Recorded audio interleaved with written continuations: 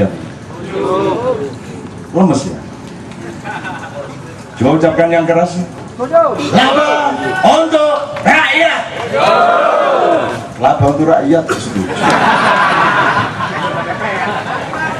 Loh ya, ini siapa tahu menjadi energi suatu hari kabinet kita namanya kabinet laba untuk rakyat. Tercapai tidak masalah, tidak tercapai lebih tidak masalah lagi. Sudah biasa kita tidak tercapai. Tapi pokoknya kita harus ainul yakin dengan nurani kita sendiri. Kita harus ainul yakin dan memiliki kepercayaan diri meskipun yang sekali. Kalau tidak bisa diterapkan di Republik Indonesia, aku terapkan di republikku sendiri.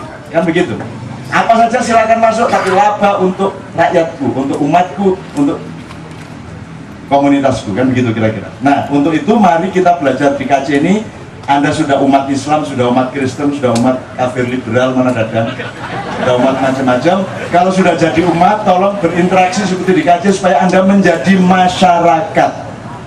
Terakhir sekali ya, dari umat Anda berinteraksi menjadi masyarakat. Masyarakat itu siapa? Masyarakat adalah kelompok-kelompok yang bermusyarakah, maka disebut masyarakat. Kita ini masyarakat aja belum. Kita ini masih umat-umat, bahkan terpecah-pecah lagi sub-sub umat semuanya, kan gitu. Nah, kita di sini belajar paling tidak KC sudah sebuah masyarakat ini. Dan sudah mulai menabung. Kalau sudah bermasyarakat, sudah menjadi masyarakat, kita akan menjadi rakyat, akan merintis untuk menjadi rakyat. What is rakyat? Ar-rakyatu ma rakyatu wa ma adraka ma rakyat. Rakyat itu kalau masyarakat, ya makanya epistemologi penting ya. Masyarakat itu adalah kelompok-kelompok yang berinteraksi, yang bermusyarakah, berserikat, kan gitu. Nah, kalau kita berserikat, maka kita bisa memahami otoritas kita, kedaulatan kita. Nah, kedaulatan itu bahasa Arabnya adalah ro'iyah.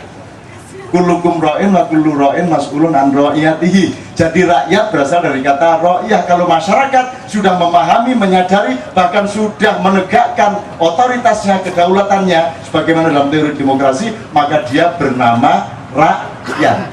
Anda belum rakyat sampai hari ini. Saya belum rakyat, kecuali dalam skala-skala kecil. Tapi kita belajar dari umat, kita belajar menjadi masyarakat, dan sekarang kita sudah mulai bisa menjadi rakyat. Kelak akan kita terapkan menjadi warga negara. Hari ini tidak ada warga negara di Indonesia ya, Tok ya. Hanya ada penduduk. Warga negara belum ada. Karena kita masih umat dan sub-sub umat. Belum bermasyarakat, apalagi memiliki kedaulatan ro'iyah atau rakyat, sehingga kita juga tidak bisa menerapkannya sebagai warga negara. Ya. Begitu teman sekalian. Pak Patrick ada 1-2 kalimat untuk soal ini.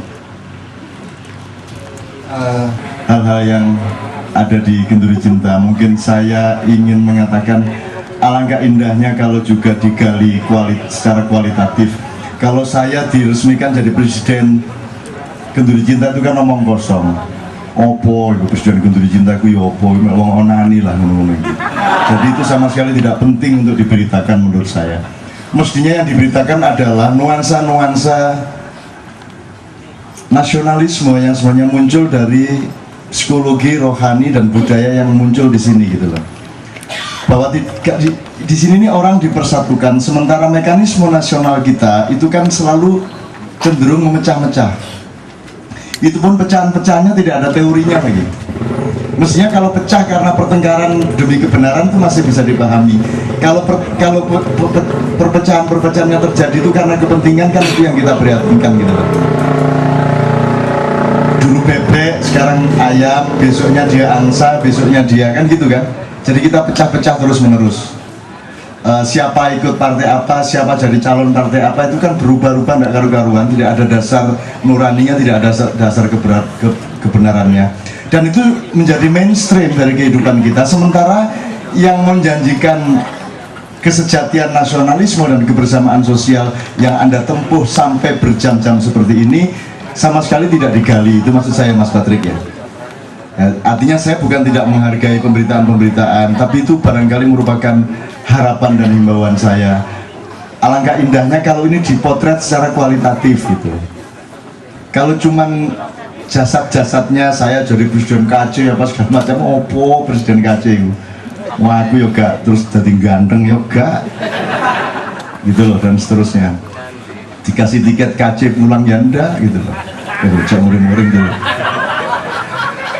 Gitu loh teman-teman sekalian. Oke ya, jadi begitu kira-kira respon saya. Saya berharap mudah-mudahan Allah Subhanahu wa Ta'ala betul-betul menerapkan janjinya bahwa tidak mungkin keikhlasan Anda bermalam-malam di sini ini tidak diaplikasikan dengan balasan-balasan berkah, rizki, dan perlindungan untuk keluarga Anda masing-masing, serta diabadikan persambungan-persambungan cinta kasihnya ini. Apalagi kita sekarang punya rekan yang namanya Masjid ini dengan komunitasnya. Mudah-mudahan itu merupakan persambungan-persambungan di mana Allah memang akan melakukan rekomposisi zaman. Jadi Allah menciptakan formasi-formasi baru. Kira-kira seperti itu. Saya persilahkan, siapa yang duluan? Saya usul sebelum beliau berdua. Tak mau kopi baca nih. Gantian ya. Satu, saya memaknai kata-kata tahun 2007 MH Ainun Nadjib menjadi Presiden Kenduri Cinta karena ada dasar-dasar yang lain. Pada waktu itu ada Presiden Negara Republik Indonesia yang tiap harinya di televisi menjanjikan suatu janji-janji. Yang kedua, tiap minggu, ini kan tiap bulan, ada Presiden Republik BBM yang tiap minggunya tampil di TV yang namanya Butet. Yang satu dikatakan negara, yang satunya di TV itu dikatakan yang namanya swasta, perusahaan. Yang ini namanya komunitas. Coba ngambil lima kayak itu. Kemudian yang kedua, saya meluruskan atau memperbaiki dokumen sejarah panjenengan enggak? Ya, ini penting menyangkut nanti masalah kapitalisme. Tahun 1818 yang namanya Dendels masuk ke Indonesia, membangun yang namanya Anyer Panarukan. Itu adalah media untuk kekalahan di laut karena peralihan dari Napoleon Bonaparte untuk menguasai yang namanya Orange. Strategi untuk kalah di laut dengan Belanda sama Spanyol kayak gitu untuk perdagangan, ngambil posisi di darat.